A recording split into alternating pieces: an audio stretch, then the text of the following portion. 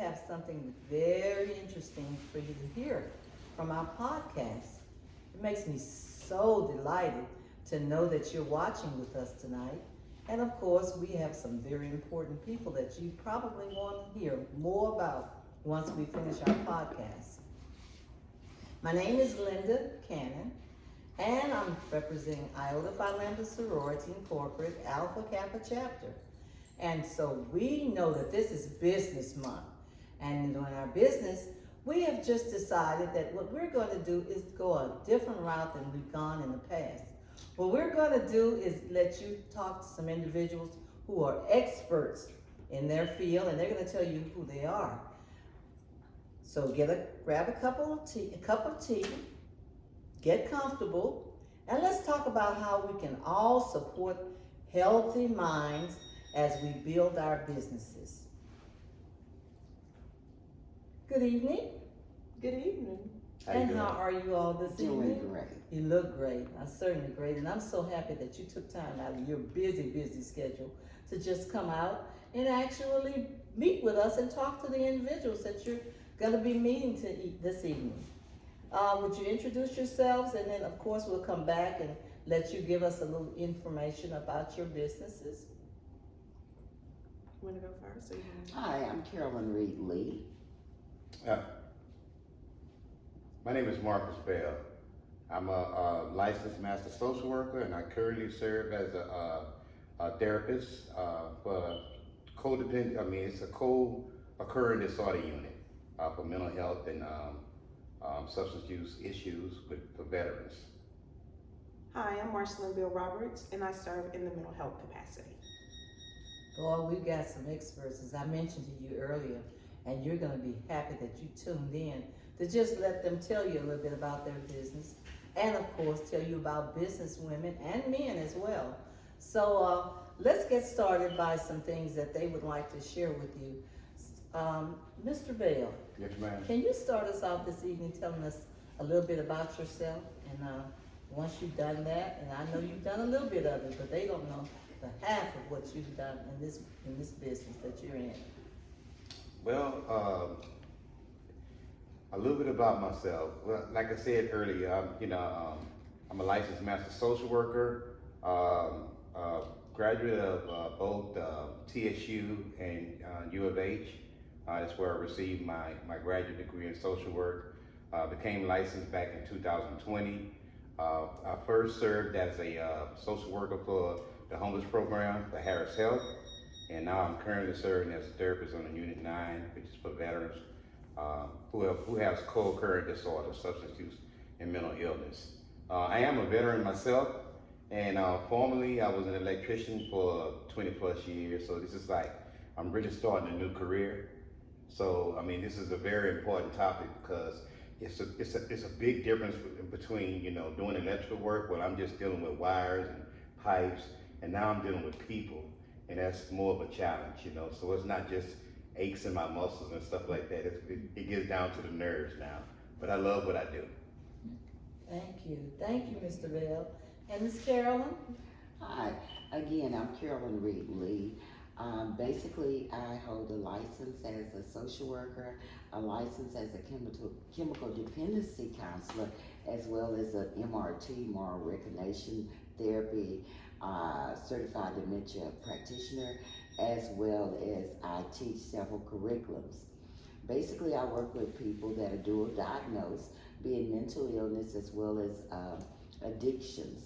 I also work with the type of individuals that I work with are usually within the criminal justice system, or they're geriatric type individuals. All of them have primarily one of the other diagnoses, and it's a very challenging career, but it's also a very rewarding career. And how I came about this, even dealing with my business, Proud People with a Purpose, was that I started the business on Deuteronomy 6, which is, it was just a revelation from God. Moved to a rural area of Tyler, and I started with children. I started with little kids. I was sitting there waiting on my own kids to get off the school bus, and it turns out these kids were getting off the bus. Their projects in the rural area is not like our projects here. I think our projects here are more dangerous They call their projects, I call them apartments, regular apartments. However, I did see the same type of dynamics that go on in projects, low income families, apartments, is that many times the children return to their homes after school, throw their books down, and never go into the house, so the parents never come to see them. So God gave me this to work with individuals, whether low or high income. But I just know this, that I'd rather be working prevention as well as intervention. Wow. Thank you. I appreciate that. Proud people with a purpose. Proud people with purpose. Okay, with purpose. Wonderful. What a title. Mrs. Marcella? Again, hi, I'm Marceline Bill Roberts, and I currently serve in the capacity as in the administration part of the mental health capacity. But my real passion is working with kids.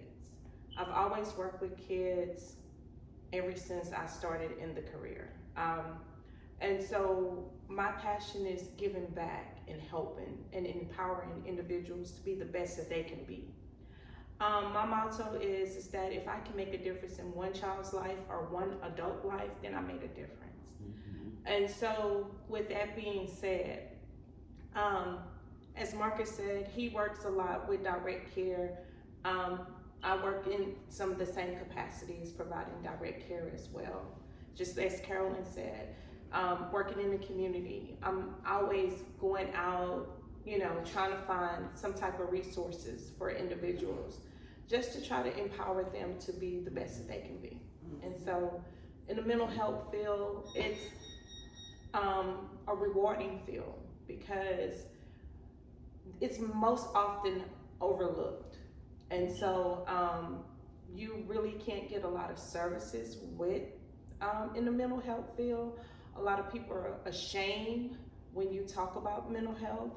In some businesses, they don't even want you to talk about mental health. So my charge is to educate people, to help them understand that it's okay to have any type of mental health, because that's our growing population right now, with individuals suffering from mental health. And so the more we educate them on that, the better we are. That's correct. Thank you. You both, as a matter of fact, all three of you seem to have the same passion. And to be honest with you, we know that it is needed in this day and time more than ever. And I see a variety of issues that you're dealing with as far as the children. And of course, Marcus, I see you actually talking about the adults a little bit more. But let me ask you just a quickie. What do you think in terms of a person who's starting a business?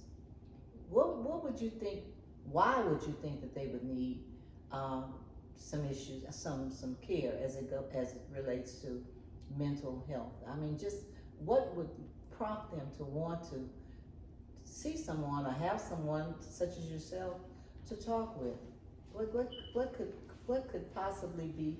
Because again, I know, and actually it starts with the children. I know that for sure. But we're really thinking in terms of business, individuals who own businesses, who's trying to build a business. And do you think they get frustrated? I guess I'm asking you too many questions.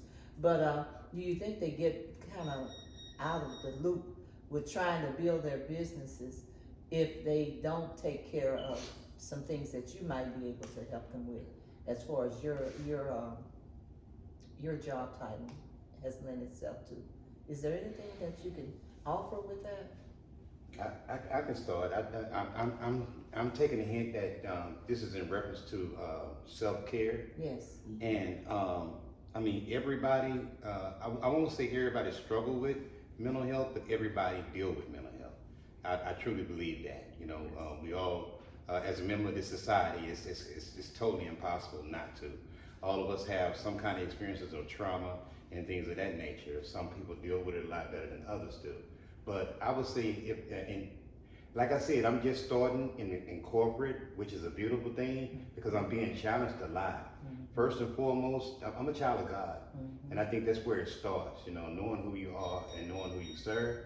And then it's not trying to, do too much to please the outside, take care of what's inside of here and allow the spirit, of God to guide you and find a comfort and peace in that, and I think that's where, that's what I try to do on a daily basis. I wear more than one hat.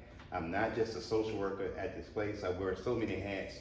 The way I, dress, the way I present myself, everywhere I go around there, I'm representing God, and I'm an instrument for Him. I'm getting to it. I'm an instrument for Him. So we have to take care of ourselves. In order for me to be an instrument of God, then I have to make sure I get my proper nutrition. I have to make sure I get my proper rest. And I do. Religiously, I go to bed around 8:30. That's my normal, bedtime.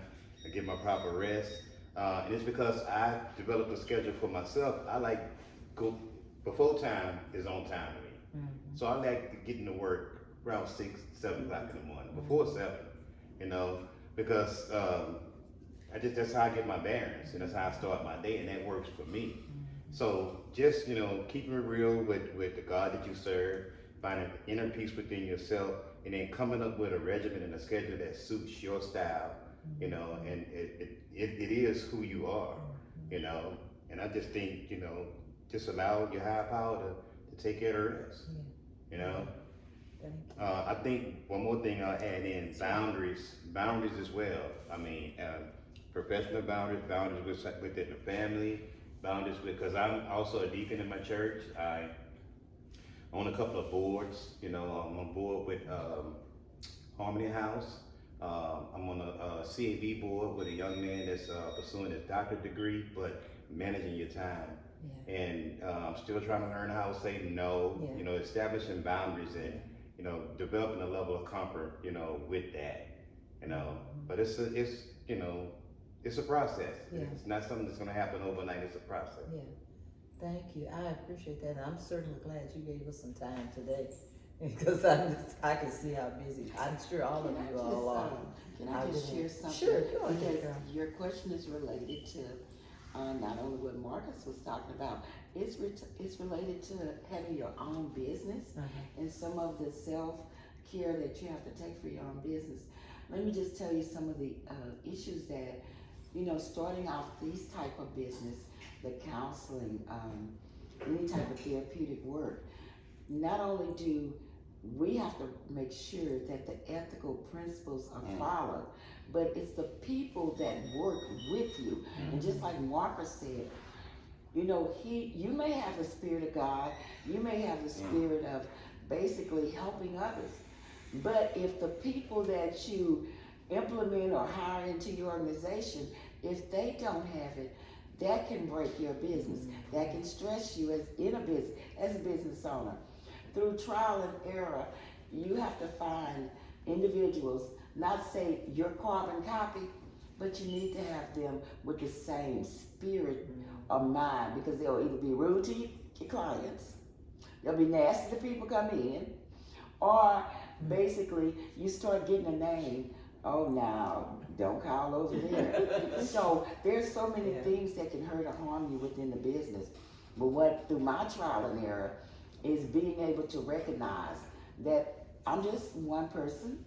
It may be my company, but it may take other individuals that have the heart for God, have the heart for the clients, enjoy what they're doing. It's not just a money maker in here, because they see money and they run, just like Marcus is a therapist, basically the documentation, his files, keeping them secure, keeping them locked, keeping this major insurance, $1 million you have to have on this business. The security, cyber now, you have to have all types of insurances and securities. And those are due upon payment at the first to the end. You pay it right then. So you're talking bulk money. But the thing about that I enjoy the most about, and I was also talking with them before we got started, everybody has their own way of taking care of self. My way is being able to, like he said, have healthy boundaries. When you say something to your clients, they need to know that they can trust what you say and what you say you mean. Because the bottom line is growth is change and change is growth. So if there's no changing, there's no growth. And if there's no desire to grow, there will be no change. So the main thing you have to realize is our self-care. Mine comes with being able to isolate and be to myself, and just to read books like Michelle Obama, We Are the Light. Stuff like that that motivates us to keep us going, because we're drained all day long. We are drained, we are pulled, you're sought after, you're used. Some people just, they use you for stuff. And it's not that you don't know that they're using you. It's just that, you can't be God to everybody. You have to dethrone yourself. You have to know when, there's too much on your plate. You have to know not to eat at this table. It's just so many things to protect yourself. But the main thing is taking time for yourself, knowing when you're burnt out, knowing when you need to just step back. It won't be no good for you or the client. So you have to learn to know when to step back, get a breather, regroup, hit it again. Yes.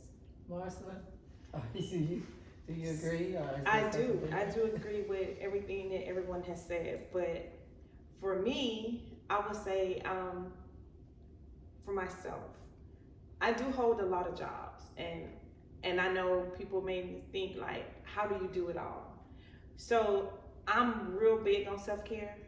So my self-care that I do is that I take time for myself all the time. And with my jobs, all of my jobs are flexible jobs. So that's why I tend not to get stressed out, because my jobs are flexible. I make my own schedule with my jobs.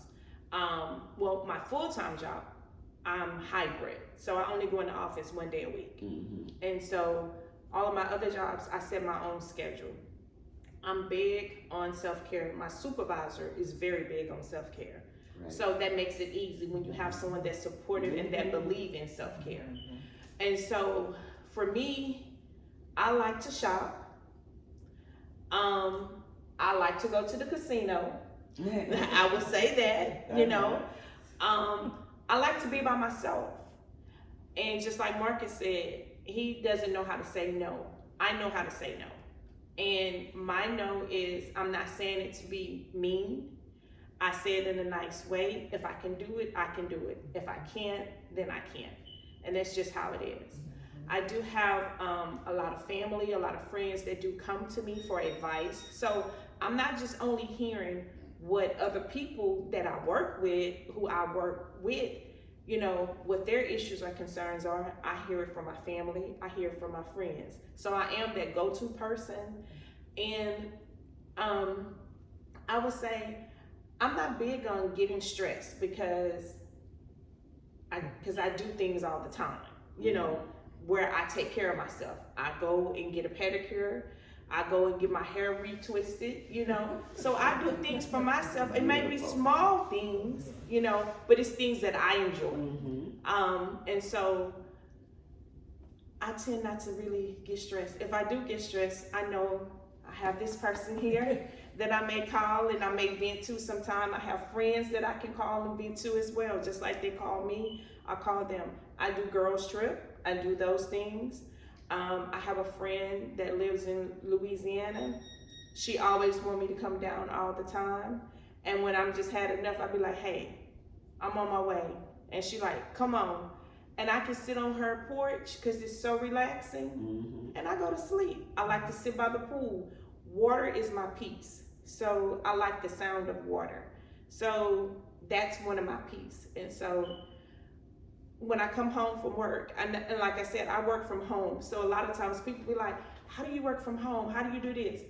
I get up every morning like I'm going to work. I get dressed. I make up my bed. I have an area where I work at home. That area is set up. I do not go back in my bedroom at all. I don't care if I get tired. I don't go back in my bedroom. I leave my work up front. I do not take my work in my bedroom because I feel like that's my peace. And so I leave my work in that area where I work at. And so I know how to separate the two. Right. Sometimes, my family may say, "You still working?" And I'm like, "Yeah, I am still working. You like the money that I'm bringing in, right?" "Yep, mama, go ahead, finish work and do what you need to do." But I have my own way of taking care of myself, where I don't get stressed. And with my jobs being flexible, it helps a lot. Yeah. So I'm sure that you're understanding, talking to the audience now, I'm sure you're understanding that there are many ways that business women, men, can actually take those tips that they've given you and actually help to make life a little bit easier. And of course, with the, I remember Carolyn saying something about eating from everyone's table. There is a saying that my father used to say, "You can't eat at everybody's table." So I understand what what she meant by that.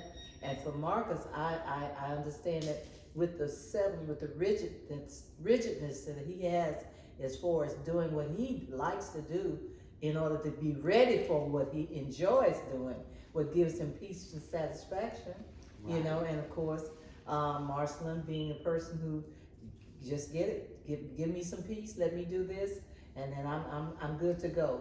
So I understand that, and so that's what we're really trying to introduce to those business women who's trying to get businesses started. We know that you have to be flexible in all of the ways that you're doing in order to make life more comfortable and more prosperous for you, because we know that you're out there, you're out to make money, sure enough, but you've also got to take care of yourself. And that's what we're saying.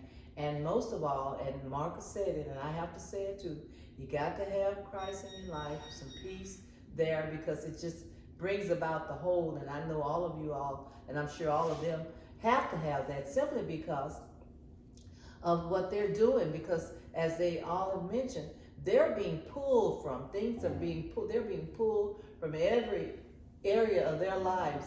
When they get up in the morning until when they go to bed at night, they're thinking about somebody who has touched them that day. And I'm sure that will be with the businesswoman who's not able to help an individual who they set out to help.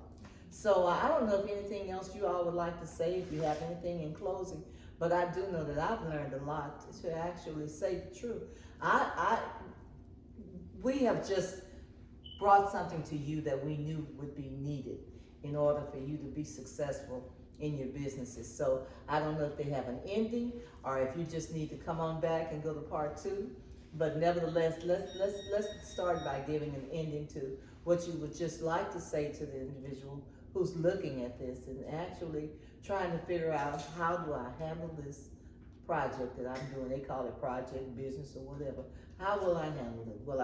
Will I just take all the advice that's given? And I would, but now I don't know whether, if that's something they'd like to suggest to you or not.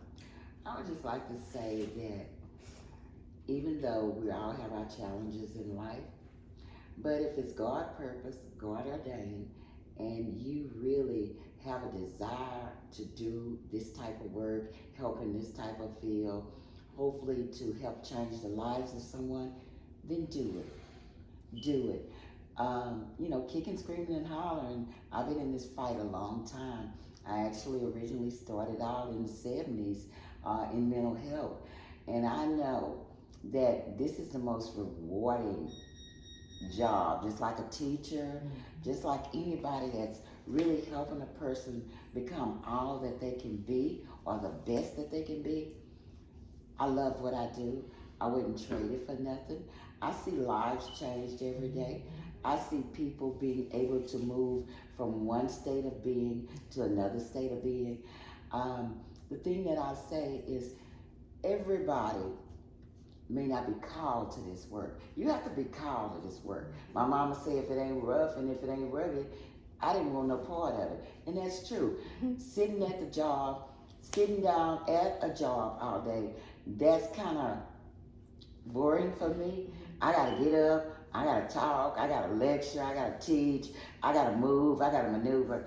And just know this, at the end of the day, after my life is over, I just hope that my children and their children will know I gave it all that God gave me. Thank you. I would like to add that, first of all, thank you so much, for inviting me to be a part of this podcast. I've learned so much from you two ladies. I mean, what the main thing that I learned is that I shared with y'all earlier, I'm new in corporate America, and there's so many different layers and levels to this, and I want to have my own one day, and I just think I'm like an understudy right now. So I think what works for me now is less is more. But one thing that I will agree with you on, though, is I know who I am, and I know that I'm an instrument of the Lord. And if I don't take care of myself, I understand the importance of self-care. Because as a therapist, my role is to establish and maintain a therapeutic environment in that unit that God has appointed me to be over. And that's not only with the patients, charge nurse, mental health techs, everybody. We have to be on one accord. So, in businesses, one of the main things that we do is network, right? And the people that we connect with, are these people conducive to the aura and the spirit that we're trying to, to share? Because my thing is, patients that we serve are in crisis, and we have to understand that. So trauma informed, being well informed in those areas, and being able to, I don't care about, it's professionalism. So we have to absorb a lot, and you do have to be called to this work, So a lot of times we have to, swallow and take it to the Lord, and deal with the rest later on, because we have to, what the scripture says, I'll end like this right here. The harvest is plentiful, but the help is few. Yes. And I consider myself, a part of that few. Yeah. And I want to be the best that he had me to be. So. Thank you, Marcus. I appreciate that. So I would say thank you for giving me the opportunity, and thank you ladies for giving me the opportunity as well. Thank you all. As everyone said, this job is not easy, this work is not easy. It goes overlooked, as I said earlier. Sometimes it is challenging, but I will say it's a rewarding field to be in. I love to serve, I love to provide, I love to empower. And so I always say, and I will say this, next month, May, is Mental Health Awareness Month. And I will say this, is that it's okay to not be okay. And so with that being said, seek out help if that's what you need. Because help is available. We in the Black community, we are prideful, we're shameful, and there's no reason to be that way. Because help is out there. You can seek help in so many ways it's available. We all work in the mental health field, so if there's ever an opportunity or ever that you need any services from any one of us, I'm pretty sure that you can reach out to the ladies of IOTA, and we can get you connected to the right resources. But again, it's okay to not be okay. Thank you. Thank you, Marcy. Thank you. And thank you for listening to us.